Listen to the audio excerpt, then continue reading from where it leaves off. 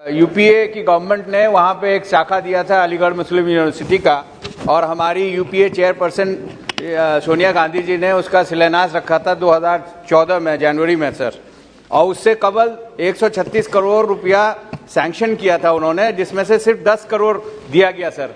आप जानते ही, आपने मेरी पैरवी भी की थी फाइनेंस मिनिस्टर साहिबा से। उसके बाद कई मरतबा एएमयू सेंटर के लिए फंड मांगा गया। लास्ट 24 मार्च 22 को 354 करोड़ मांगा गया सर, जिसमें से अभी तक कुछ भी नहीं मिला। नाजरीन, आप सभी का न्यूज़ टुडे उर्दू में खैर मकदम है। लोकसभा के सरमाई इजलास में किशनगंज के एमपी डॉक्टर जावेद आज़ाद ने आज अपनी स्पीच के दौरान एक बार फिर एएमयू किशनगंज सेंटर का मामला उठाया। अगर आप किशनगंज, उत्तर दिनाजपुर या सीमांचल के किसी भी खित्ता से हैं या फिर यहाँ का दौरा कर चुके हैं तो आपको बखूबी अंदाज़ा होगा कि इस वक्त तालीमी, माशी और तरक्याती एतबार से सीमांचल किस मकाम पर है। इस वक्त सीमांचल का सबसे बड़ा मसला तालीम है। इसी को पेश नज़र रखकर सीमांचल के गयूर लोगों ने काफ़ी जिद्दोजहद की, एहतजाज और तहरीक के रास्ते अपनाए। तब जाकर 2014 में कांग्रेसी हुकूमत ने एएमयू किशनगंज सेंटर की इजाज़त दी और 136 करोड़ रुपए अलॉट किए गए। किशनगंज के चकला असम्बली इलाके में नीतीश कुमार हुकूमत ने 224 एकड़ ज़मीन एएमयू किशनगंज सेंटर के लिए खास कर दी।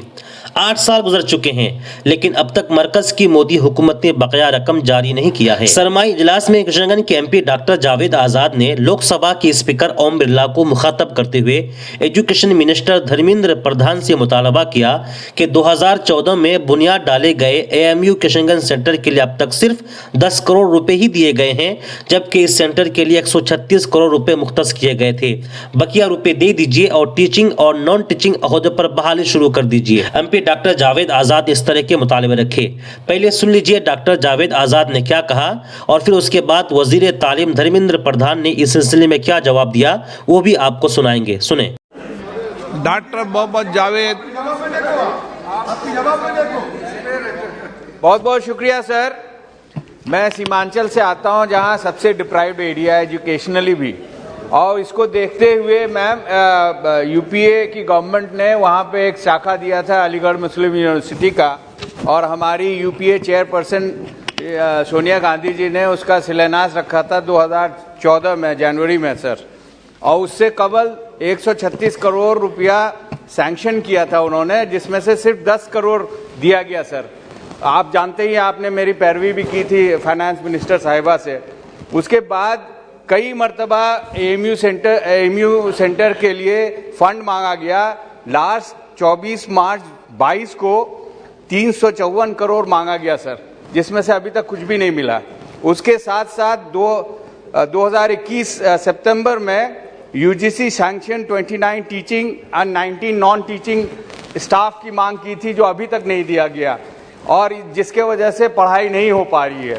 ये सरकार सर जितनी लीडरशिप है बीजेपी के पिछले कुछ महीनों से पासमानदा मुस्लिम्स की बात करती है। हमारा पूरा सीमांचल सर पासमानदा है। तो मैं आदरणीय आपके माध्यम से मंत्री जी से ये जानना चाहता हूं कि ये टीचिंग नॉन टीचिंग स्टाफ कब तक देंगे, और ये जो 354 करोड़ एएमयू किशनगंज के लिए मिलना था वो कब तक देंगे। बहुत बहुत शुक्रिया सर।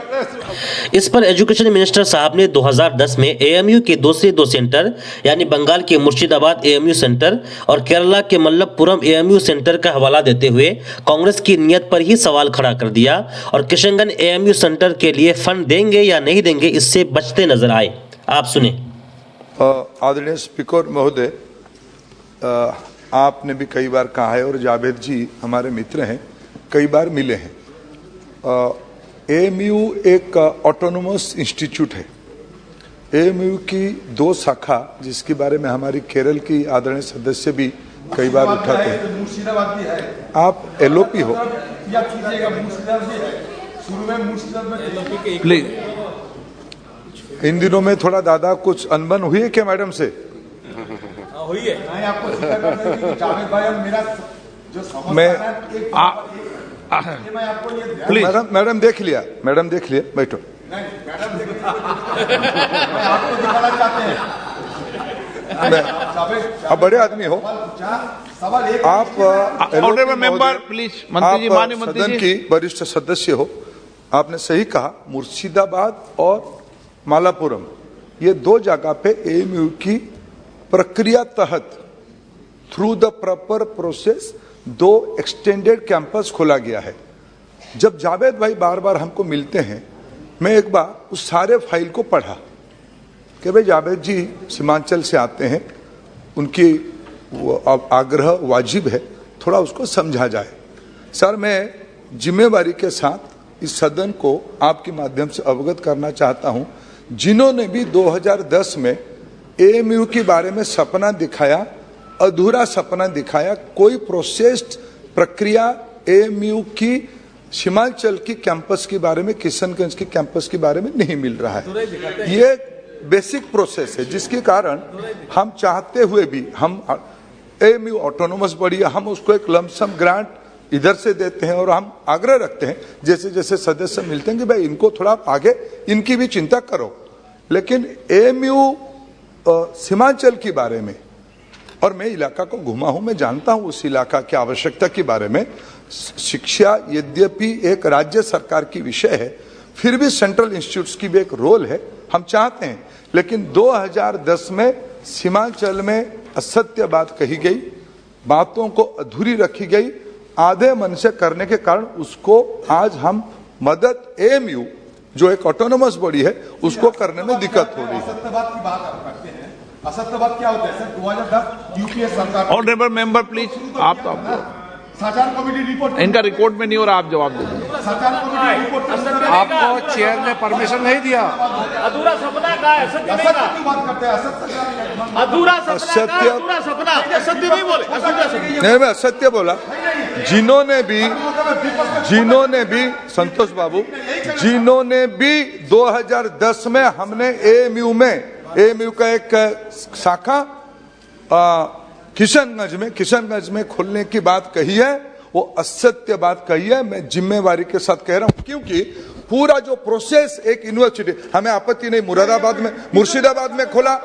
मुर्शिदाबाद में खोला हमें आपत्ति नहीं है, हमारे मालापुरम में खोला हम आपत्ति नहीं कर रहे हैं। लेकिन अगर इनको राजनीति करना है, लोगों को गुमराह करना है, सर अध्यक्ष महोदय मैं क्षमा चाहूंगा, इस प्रकार की बातों की कोई अंत नहीं है। मैं प्रिविलेज सर